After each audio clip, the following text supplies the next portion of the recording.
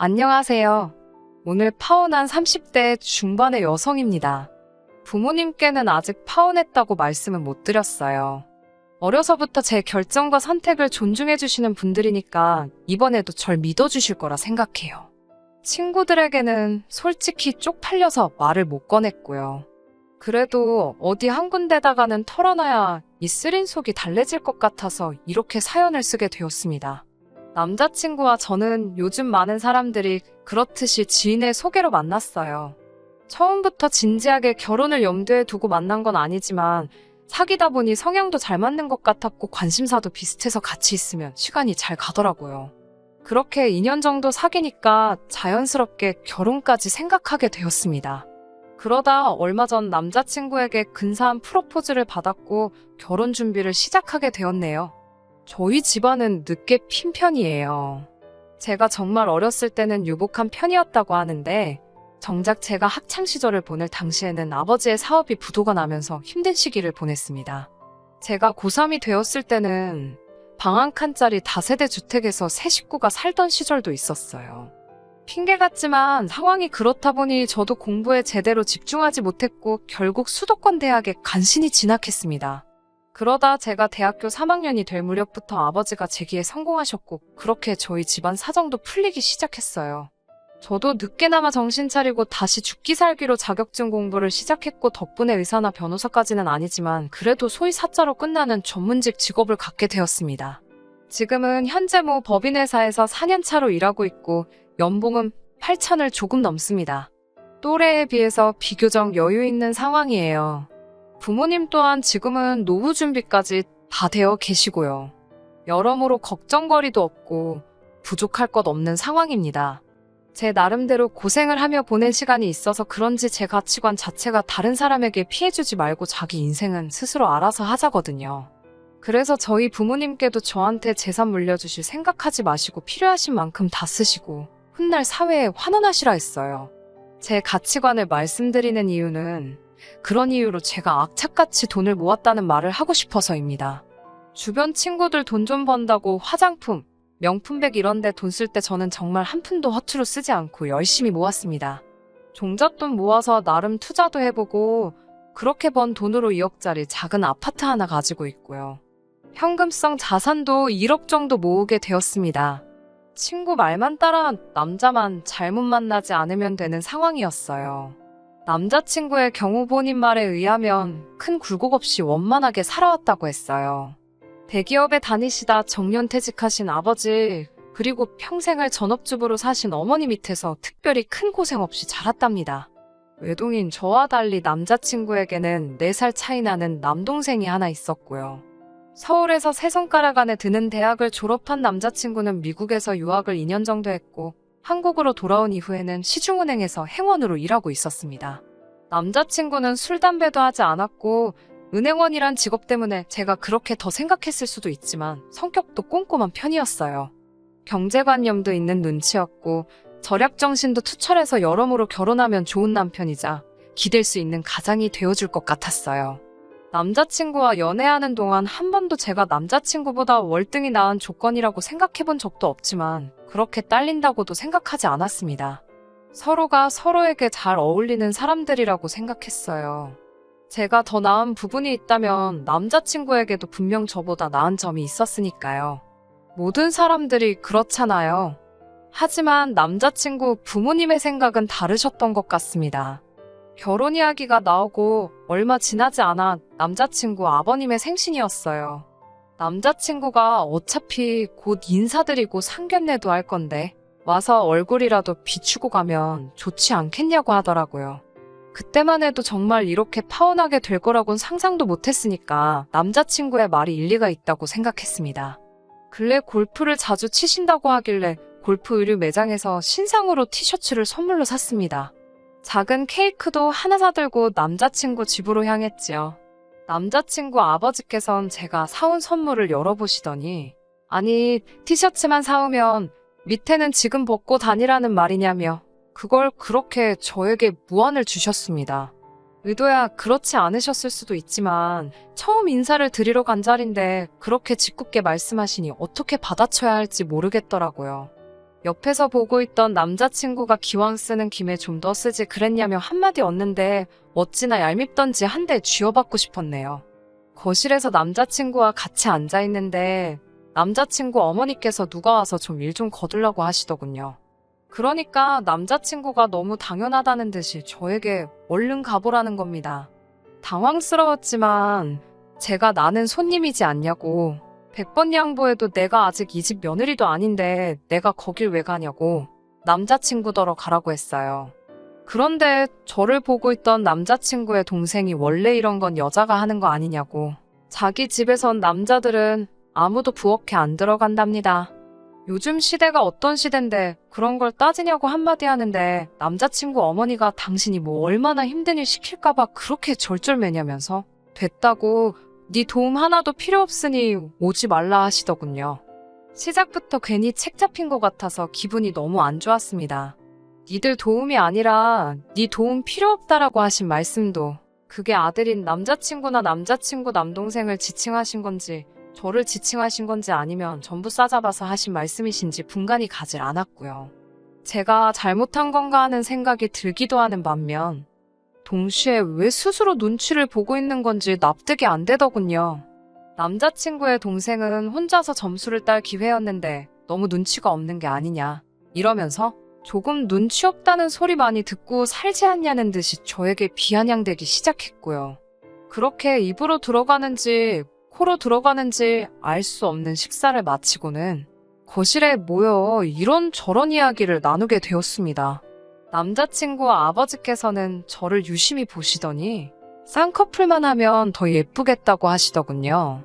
뜻밖의 외모 지적에 당황해하고 있는데 아버님께선 개의치 않으시고 당신이 하고 싶은 말을 계속 이어나가셨습니다. 당신 아들이 미국 물을 먹어서 양옆으로 째진 제 눈을 좋아하나 보다고요. 그때가 돼서야 같이 낄낄대던 남자친구도 제 눈치를 한번 보더니 아버지 농담이 지나치시다고 한마디 하긴 했지만 이미 제 마음은 상할 대로 상한 상황이었어요. 제가 절대로 자존감이 낮은 사람이 아닌데 그냥 어른도 아니고 남자친구의 아버지 되시는 분이 외모를 가지고 막말을 하시니 어떻게 대꾸를 하는 게 현명한 건지 도통 모르겠더라고요. 그렇게 찝찝한 만남을 뒤로하고 저희는 상견례 날짜를 잡게 되었습니다.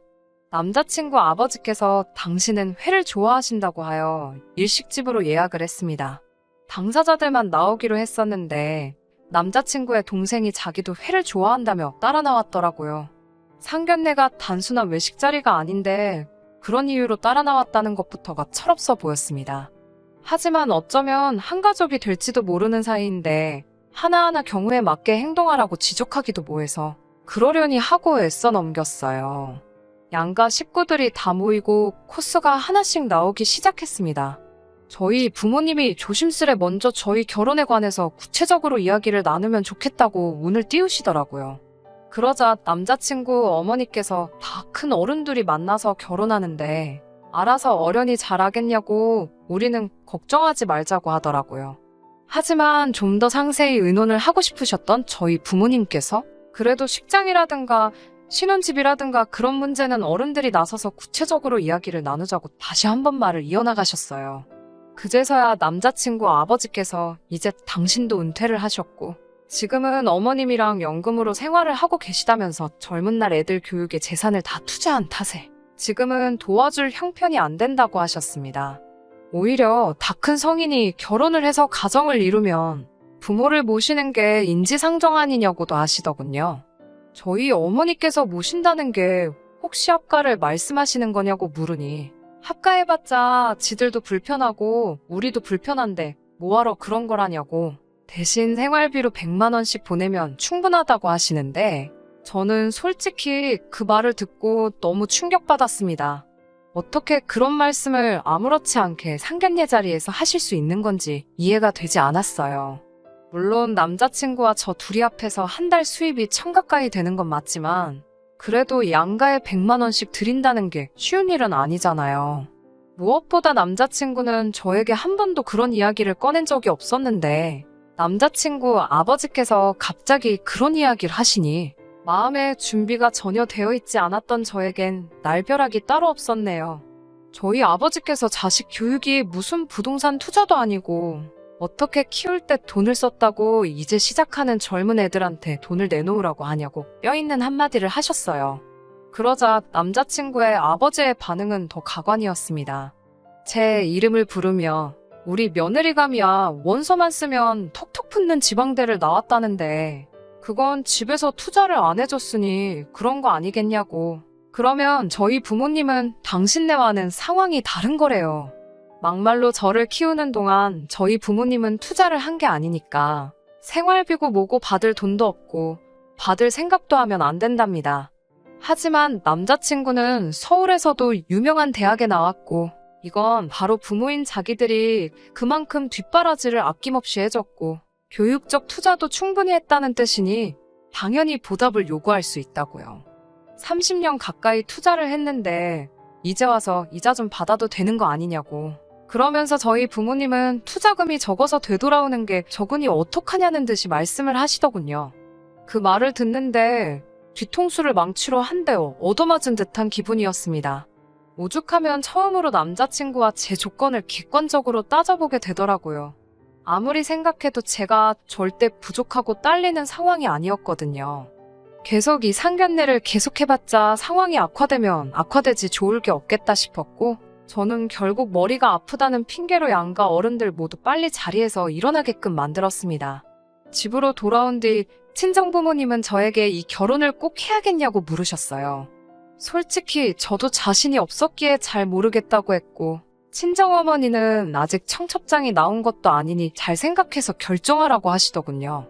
해준 건 많이 없지만 그래도 당신 딸이 남의 집에 가서 천덕꾸러기 취급받는 건 보고 싶지 않다고 하시면서요. 이튿날 남자친구와 만났습니다. 그날 상견례 자리에서 있었던 일도 그렇고 궁극적으로는 이 결혼을 하는 게 맞는지 아닌지 허심탄회하게 이야기를 나눠보고 싶기도 했어요. 만나자마자 남자친구는 어제 진짜 아팠던 거 맞냐며 아무리 그래도 그렇지 자기 부모님이 엄청 황당해 하셨다며 조만간 찾아뵙고 사과를 드리라더군요. 어제도 분명히 몇 번이고 죄송하다고 했는데 무슨 사과를 또 해야 하냐고 하니 그래도 그건 경우가 아니랍니다. 자리가 자리인 만큼 아무리 아파도 죽을 정도가 아니었으면 어떻게든 참는 게 좋았을 거래요. 참을성 없고 몸이 약한 며느리 이미지를 얻게 되면 어떡하냐고요. 그러면서 한다는 말이 저번에 아버님 생신 때도 그렇고 자꾸 점수가 깎이고 있다며? 이러다 며느리감에서 탈락되면 어쩌려고 그러냐. 너 나랑 결혼 못할 수도 있는데 그래도 괜찮냐. 이러는데 진심으로 욕이 나올 것 같더라고요. 남자친구에게 실없는 소리 그만하고 저는 어찌됐건 결혼을 하려면 서로 재산 상황에 대해서는 어느 정도 오픈하는 게 맞는 것 같다고 오늘만큼은 말 돌리지도 대충 둘러대지도 말고 솔직히 말해달라고 했습니다. 사실 그동안 남자친구에게 연봉이 얼마나 되냐, 적금은 얼마나 해뒀냐 물어보면 너보단 더 많을 걸 하면서 늘 얼렁뚱땅 대답만 하고 등구렁이처럼 넘어가는 일이 많았거든요.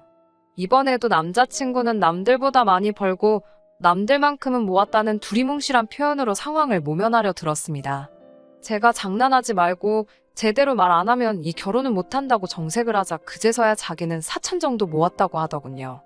직장 생활을 한 기간이 있는데 어째서 돈을 그것밖에 못 모았냐고 물으니 남자가 사회생활을 하다 보면 돈 들어갈 곳이 많기도 하고 자기 관리도 해야 하며 부모님께 용돈도 좀 드리고 그랬답니다. 데이트할 때는 늘 어떻게든 조금이라도 할인을 받으려고 쿠폰에 적립해 푼돈 얼마에도 혈안이 되는 사람이었기에 충격이 더 컸던 것 같아요.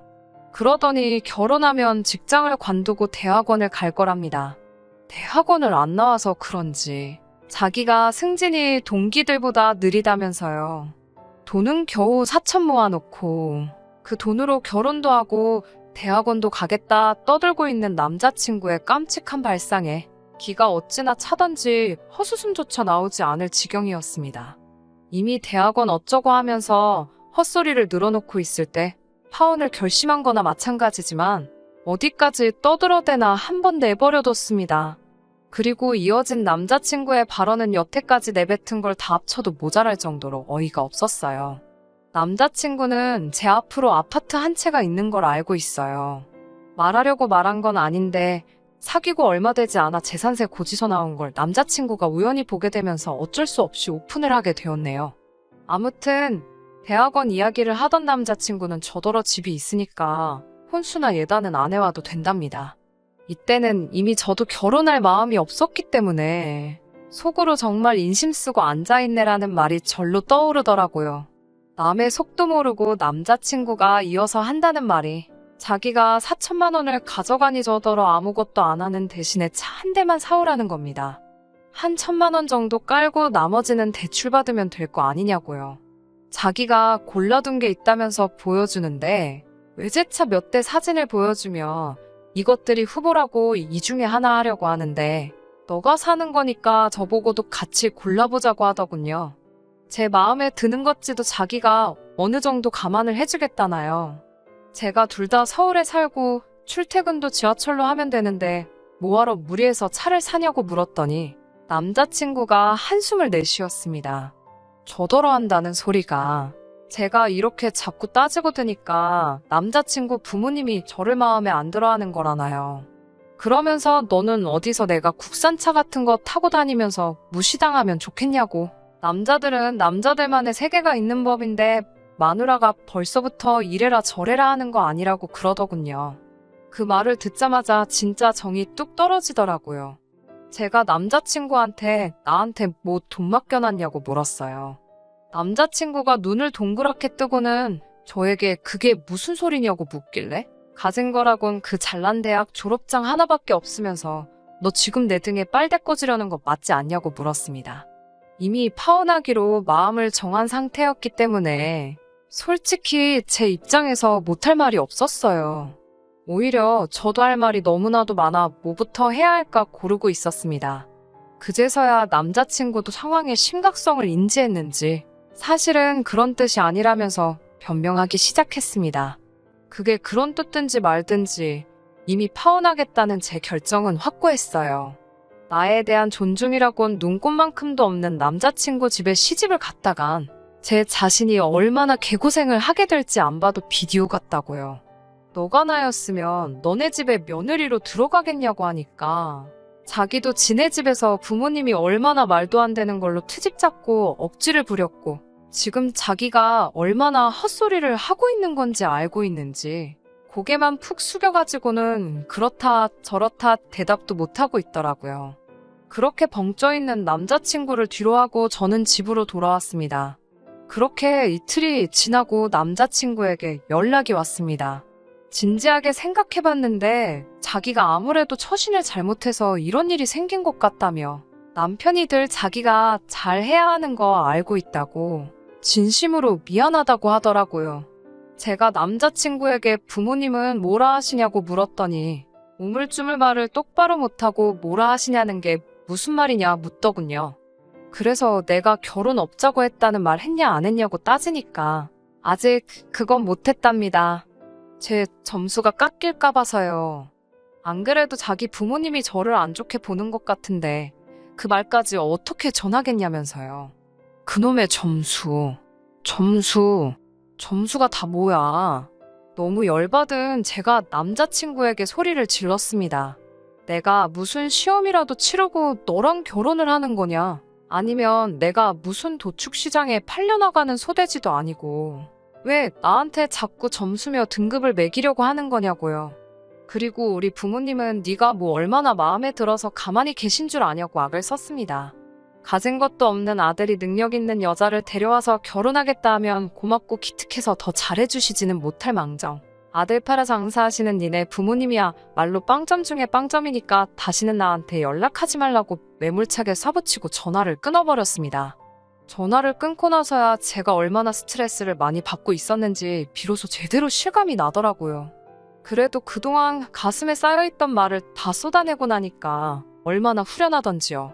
이튿날 다시 남자친구한테 전화가 왔고 저도 어느 정도 이성을 찾은 상태였기 때문에 이번엔 화내지 않고 조근조근 말했습니다. 이미 주워 담을 수 없는 말이 오간 만큼 우리 사이는 예전으로 돌아갈 수 없다고요. 남자친구에 대한 기대도 미련도 이지 없으니 저에게 더 이상 연락하지 말라고 했어요. 그러자 남자친구는 자기 부모님이 저랑 통화하고 싶어 한다며 저랑 말 한마디 상의 없이 아버님을 바꿔주더군요. 아버님은 잘난 당신 아들이 뭐가 어때서 감히 제가 파혼하자고 드는 건지 이해가 안 된다고 하시더군요. 행여 저희 부모님 얼굴에 먹칠할까 싶어서 차마 심한 말은 못하고 아버님께 부모님도 자식에게 하나의 조건이라고, 그런데 제가 보기에 어머님이나 아버님은 남자친구에게 있어서 좋은 조건이 못 되시는 것 같다고 대답했습니다. 저더러 너 지금 그게 무슨 뜻이냐며 욕을 하시길래 이 통화 자동으로 다 녹음되고 있으니 말 함부로 하지 마시라고. 그렇게 아드님의 가치가 어마어마한 것 같으면 어디 결혼정보회사에다 등록해서 좋은 값에 잘 팔아보시길 바란다고 한마디 해드리고 먼저 끊어버렸습니다. 이제 사연도 다 적었으니 부모님과 친구들에게 제 파혼 소식을 알려야 할 것 같네요. 알리기 전 이렇게 글로 쓰길 잘한 것 같아요. 머리도 마음도 차분히 가라앉아서 너무 감정적으로 동요하지 않고 털어놓을 수 있을 것 같습니다. 좋은 하루 보내시길 바래요. 끝까지 들어주셔서 감사합니다. 오늘의 사연은 여기까지입니다. 구독과 좋아요, 알람 설정 부탁드리고 더 좋은 사연으로 다시 찾아뵙겠습니다. 감사합니다.